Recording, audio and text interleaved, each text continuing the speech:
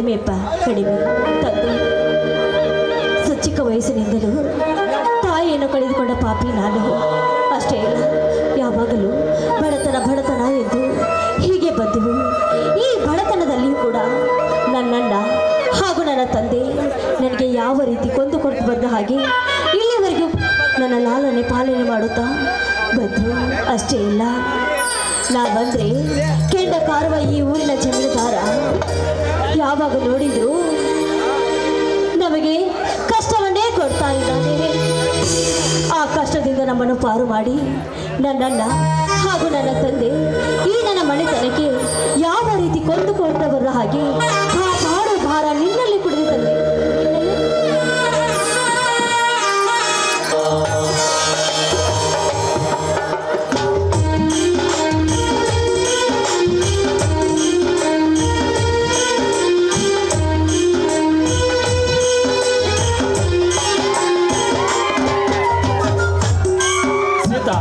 ದೇವರ ಪೂಜೆ ಮುಗಿತೇನಮ್ಮ? ಬಾರಪ್ಪ, ಇದೀಗ ತಾನೇ ಆ ನನ್ನ ತಂದೆ ಪೂಜೆ ಮಾಡಿದ್ದೀನಿ. ಅಪ್ಪ, ನೀವು ನಮಸ್ಕಾರ ಮಾಡಿ ಪ್ರಸಾದ ತೆಗೆದುಕೊಂಡು ಬನ್ನಿ.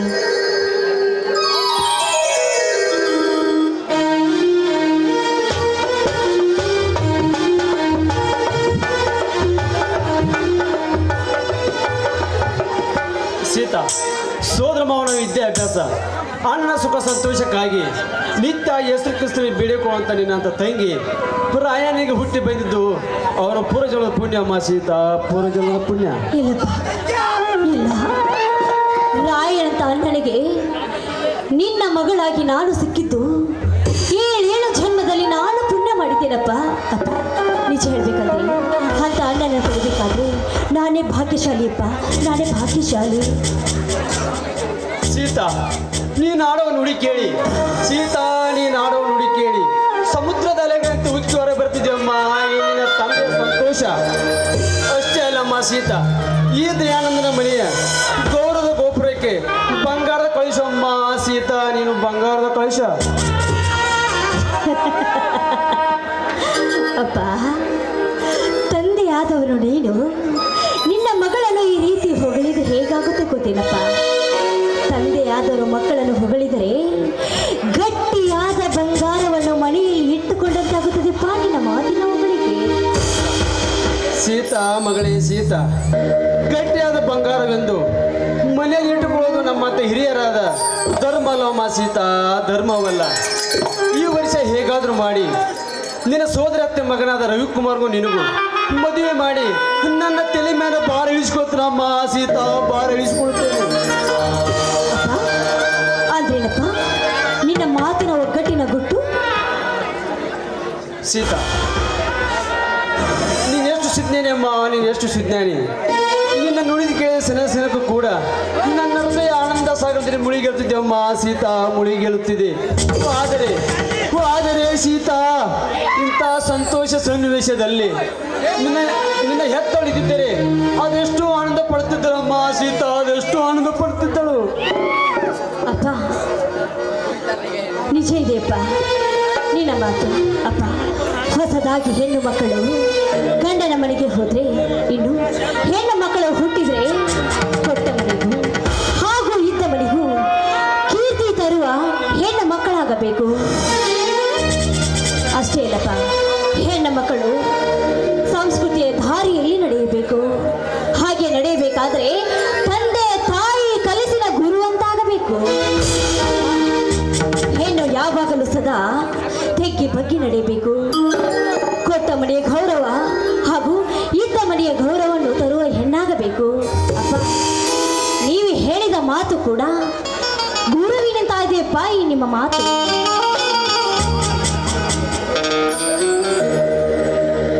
ಸೀತಾ, ಗ್ರಹಣಿ ಬಗ್ಗೆ ಏನು ಹೇಳ್ತಿದ್ದಳಮ್ಮ ನಿಮ್ಮಮ್ಮ? ಅಪ್ಪ, ಹಡೆದವಳು ಯಾವಾಗಲೂ ನನಗೆ ಹೆಣ್ಣು ಮಕ್ಕಳ ಬಗ್ಗೆ ಮಾತನಾಡ್ತಾ ಇದ್ದು.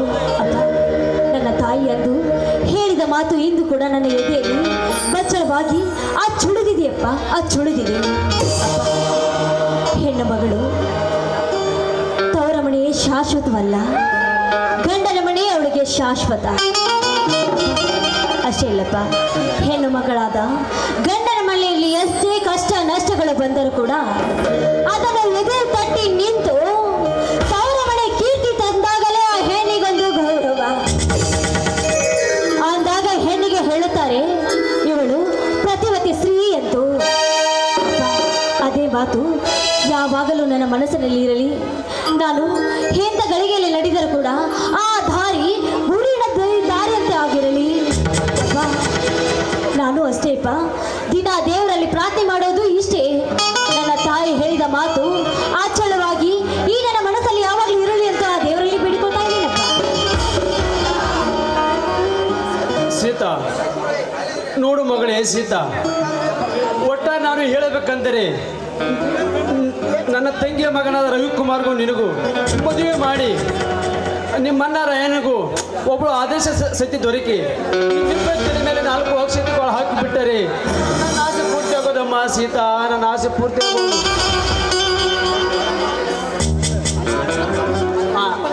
ನೋಡಮ್ಮ ಸೀತಾ, ಇನ್ನೊಂದು ವಿಷಯ ಮರ್ತೇ ಬಿಟ್ಟಿದ್ದೆ. ಹೇಳಪ್ಪ. ಮೈಸೂರಿನಿಂದ ನಿನ್ನ ಸೋದರಮ್ಮ ರವಿಕುಮಾರ್ ಪತ್ರ ಹಾಕಿದ್ದಾನೆ. ಅಯ್ಯೋ, ನನ್ನ ಮಾವ ಪತ್ರ ಬರ್ತಿದ್ದಾನ? ಅಯ್ಯಪ್ಪ, ಬೇಗ ಕೊಡಪ್ಪ. ಅಪ್ಪ, ಮಾವನ ಪತ್ರ ಓದ್ಬೇಕಂತ ನನಗೆ ತುಂಬಾ ಆಸೆ ಇಪ್ಪ. ಅಪ್ಪ, ಆ ಪತ್ರದಲ್ಲಿ ಏನು ಬರ್ತಿದ್ದಾನೋ ಏನೋ. ಅಪ್ಪ, ಜಲ್ದಿ ಕೊಡಪ್ಪ.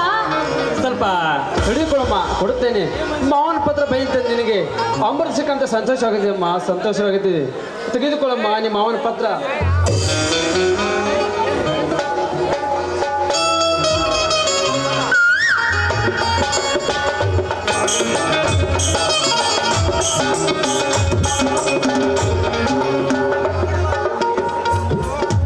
ಶ್ರೀಯುತ ಮಾವನವರಿಗೆ ಮೈಸೂರಿನಿಂದ ನಿಮ್ಮ ತಂಗಿಯ ಮಗನಾದ ರವಿ ಮಾಡುವ ನಮಸ್ಕಾರಗಳು.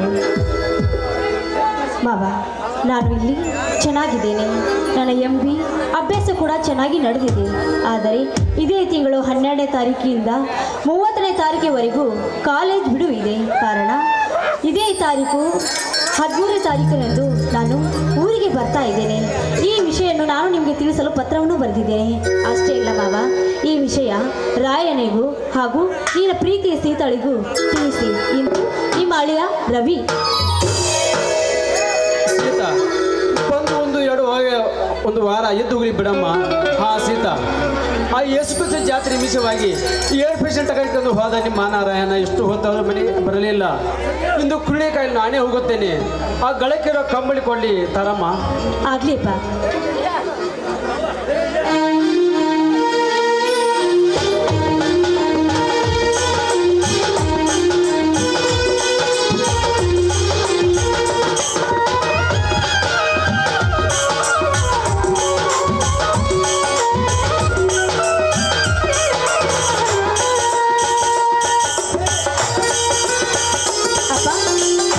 ತೆಗೆದುಕೊಳ್ಳಪ್ಪ.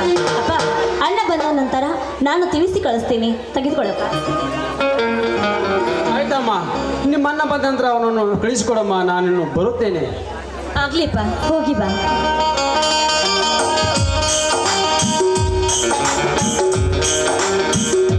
ಅಮ್ಮ, ಅಮ್ಮ, ಇಂದು ನೀನು ನನಗೆ ತುಂಬ ನೆನಪಾಗ್ತಾ ಇದೆಯಮ್ಮ. ನೆನಪಾಗ್ತಾ ಇದೆಯಾ ಅಮ್ಮ? ತಾಯಿಯನ್ನು ಕಳೆದುಕೊಳ್ಳುತ್ತಾ ಬರಲಿ ನಾನು. ಅಮ್ಮ, ಎಂಥ ಪ್ರೀತಿ ಅಪ್ಪ ಹಾಗೂ ಅಣ್ಣ ನನ್ನ ಮೇಲೆ ತೋರಿಸಿದರೂ ಕೂಡ 9 ತಿಂಗಳು ಹೊತ್ತು ಹೆತ್ತು ಸಾಕಿ ಸಲಿಯು ನಮ್ಮನ್ನು ಬಿಟ್ಟು ಹೋಗಲಿ ಹೋದೆಯ ತಾಯಿ. ಅಮ್ಮ, ನೀನು ಹೇಳಿದ ಒಂದೊಂದು ಮಾತು ಕೂಡ ಇಂದು ನಮಗೆ ನೆನಪಾಗ್ತಾ ಇದೆ ತಾಯಿ, ನೆನಪಾಗ್ತಾ ಇದೆ. ಅವರು ಎಷ್ಟೇ ಪ್ರೀತಿ ತೋರಿಸಿದರು ತಾಯಿಯನ್ನು ಮರೆಯಲು ಸಾಧ್ಯವೇ? ಹೆಣ್ಣಿಗೆ ತಾಯಿಯೇ ಸರ್ವಸ್ವ, ತಾಯಿಯೇ ದಾರಿದೀಪ. ಆದರೆ ಈಗ ನನ್ನ ಮನೆಯಲ್ಲಿ ನಾನು ನಗುನಗ್ತಾ ಇದ್ದರೆ ಹೆಣ್ಣಿಗೆ ತವರ ಮನೆ ಸ್ಥಿರವಲ್ಲ, ಹೆಣ್ಣಿಗೆ ಗಂಡನ ಮನೆ ಶಾಶ್ವತ. ನಾಳೆ ಒಂದು ವೇಳೆ ನನ್ನ ಮದುವೆಗೆ ಹೋದ್ರೆ ತವರ ಮನೆಗೆ ಬಂದರೆ ನನ್ನ ತಾಯಿ ಆದಾಗೆ ನನ್ನ ಅಣ್ಣನ ಹೆಂಡತಿ ಆಗೋಳೆ. ಇಲ್ಲ ತಾಯಿ, ಇಲ್ಲ ತಾಯಿ, ನಿನ್ನನ್ನು ಮರೆತು ನಾವು ಹೇಗೆ ಇರೋದು? ಅಮ್ಮ, ನಿನ್ನ ನೆನಪಾದರೆ ನನ್ನ ಹೊಟ್ಟೆಯಲ್ಲಿ ಸಂಕಟವಾಗುತ್ತದೆ ಅಮ್ಮ, ಸಂಕಟವಾಗುತ್ತದೆ. ಅದೇನು ಮಾಡೋದು? ಇಲ್ಲ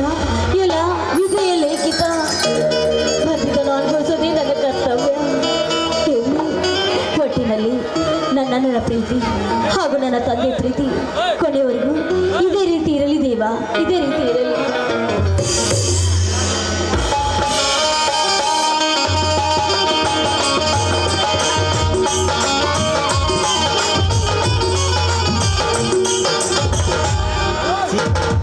ಸೀತಾ, ಬಾಬಾ, ನೀವು ಈಗ ಬಂದ್ರಾ? ಹೌದು ಸೀತಾ, ಹೀಗೆ ತಾನೇ ಬರ್ತಾ ಇದ್ದೀನಿ. ಬಾಬಾ, ನೀವು ಚೆನ್ನಾಗಿದ್ದೀರಿ ತಾನೇ?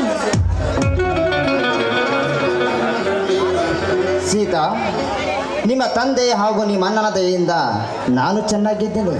ಸೀತಾ, ನೀನು ಚೆನ್ನಾಗಿದ್ದೆ ತಾನೇ? ಬಾಬಾ, ನಾನು ತುಂಬಾನೇ ಚೆನ್ನಾಗಿದ್ದೇನೆ. ಇದೇನು ಸೀತಾ, ಕೈಯಲ್ಲೇ ಫೋಟೋ ಹಿಡ್ಕೊಂಡಿರ್ತೀರವಲ್ಲ, ಯಾಕೆ?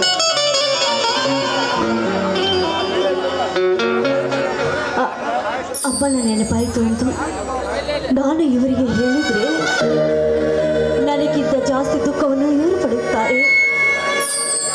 ಬೇಡ, ನನ್ನ ತಾಯಿ ನೆನಪಾಗಿ ನಾನು ಇಂದು ಕಣ್ಣೀರು ಹಾಕಿದ್ದೇನೆ ಎಂದು ನಾನು ನನ್ನ ಮಾವನಿಗೆ ಹೇಳಿದರೆ ತುಂಬ ಸಂಕಟವನ್ನು ಮಾಡಿಕೊಳ್ತಾರೆ. ಈ ವಿಷಯನ ನಾನು ಹೇಳೋದು ಬೇಡ. ಹಾಂ ಮಾವ, ಏನಿಲ್ವಾವ, ಹಾಗೆ ಫೋಟೋಗೆ ತುಂಬ ಧೂಳಿತ್ತು ಮಾವ, ಆ ಧೂಳನ್ನು ಒರೆಸ್ತಾ ಇದೆ. ಅಷ್ಟರಲ್ಲಿ ನೀವು ಬಂದುಬಿಟ್ರಿ ಮಾವ. ಸೀತಾ, ಮನೆಯಲ್ಲಿ ಯಾರು ಕಾಣ್ತಾ ಇಲ್ಲವಲ್ಲ ಯಾಕೆ? ಬಾಬಾ, ಅಪ್ಪ ಕುರಿ ಕಾಯಲು ಹೋಗಿದ್ದಾನೆ. ಇನ್ನು ನನ್ನನ್ನ ಇಂದು ನಮ್ಮೂರಿನ ಜಾತ್ರೆಯಲ್ಲಿವೆ. ಈ ಜಾತ್ರೆಯಲ್ಲಿ ಟಗರಿನ ಕಾಳಗ ಇದ್ದಾವಂತೆ, ಅದಕ್ಕೆ ಆ ಟಗರನ್ನು ತೆಗೆದುಕೊಂಡು ಹೋಗಿದ್ದಾನೆ. ಹಾಂ ಬನ್ನಿ, ಅಡುಗೆ ಸಿದ್ಧತೆ ಮಾಡುತ್ತೇನೆ, ಊಟ ಮಾಡಿರಂತೆ.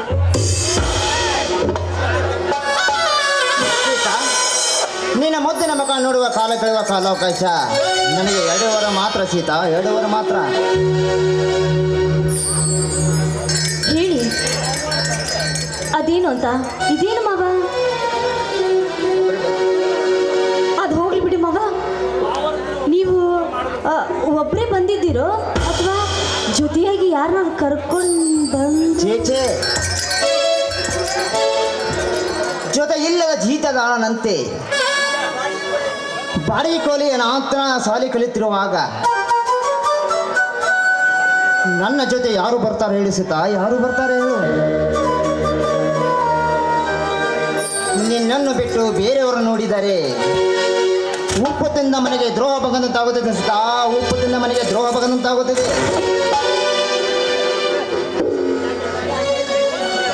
ಯಾಕಂದರೆ ಚಿಕ್ಕವನಿದ್ದಾಗ ತಂದೆ ತಾಯಿಯನ್ನು ಕಳೆದುಕೊಂಡು ಈ ಅನಾಥರೆಯನ್ನು ತಂದು ನಿಮ್ಮ ತಂದೆಯವರು ಜೋಪಾನ ಮಾಡಿ ಬೆಳೆಸಿ ಓದಿಸಿದ್ದಾರೆ. ಮಾವನ ಆಸೆ ಅಂತೆ ನಿನ್ನನ್ನು ಕೈ ಹಿಡಿದು ನನ್ನ ಸತಿಯೆಂದು ಸ್ವೀಕರಿಸಿದಾಗಲೇ ಮಾವನ ಮನಸ್ಸಿಗೂ ಶಾಂತಿ ಹಾಗೂ ನನಗೂ ನೆಮ್ಮದಿ. ಈ ಮಾತು ನಾನೇ ಸತ್ಯ ಸೀತಾ, ಸತ್ಯ. ಒಬ್ಬ ಇವಾಗ ಸಂತೋಷವಾಯಿತು ಮಾವ, ಈ ನಿನ್ನ ಮಾತನ್ನು ಕೇಳಿ. ಹಾಂ ಮಾವ, ಇರಲಿ ನೋಡು, ಅಪ್ಪ ಬರುವ ವೇಳಾಯಿತು, ಇನ್ನೂ ಅಡುಗೆ ಕೂಡ ಮಾಡಿಲ್ಲ. ನಾ ಅಡುಗೆ ಸಿದ್ಧತೆ ಮಾಡ್ತೀನಿ, ಬನ್ನಿ ಮಾವ. ಸೀತಾ, ಅಡಿಗೆ ಸಿದ್ಧತೆ ಆಮೇಲೆ ಮಾಡುವಂತೆ ಮೊದಲು ಟಿಫನ್ ಕೊಟ್ಟು ನನ್ನ ಮನಸ್ಸು ಮಾಡಿ ಚಿನ್ನ. ಅಯ್ಯೋ, ಅಂದ್ರೆ ನಿಮ್ಮ ಮಾತಿನ ಅರ್ಥ? ಸೀತಾ, ನಿನ್ನ ಬಾಯಿಂದ ಹೊರಬರಲಿ ಒಂದು ಪ್ರೇಮದ ಇಂಪಾದ ಗೀತೆ. ಛೀ, ಹೋಗಿ ಮಾವ, ಮನೆಯಲ್ಲಿ ಬೇರೆ ಯಾರೂ ಇಲ್ಲ, ಅದು ಈ ವೇಳೆಯಲ್ಲಿ ನಾನು ಹಾಡೋಲ್ಲ. ಅಯ್ಯೋ, ಹಾಡೋದ್ರೆ ನನಗೆ ತುಂಬಾ ನಾಚಿಕೆ ಮಾವ. ನನ್ನ ಮಾವ ಕೇಳೋದೆಚ್ಚ, ನಾನು ಹಾಡಿ ಕುಡಿಯೋದೆಚ್ಚ. ಆಗ್ಲಿ ಮಾವ, ನೀವು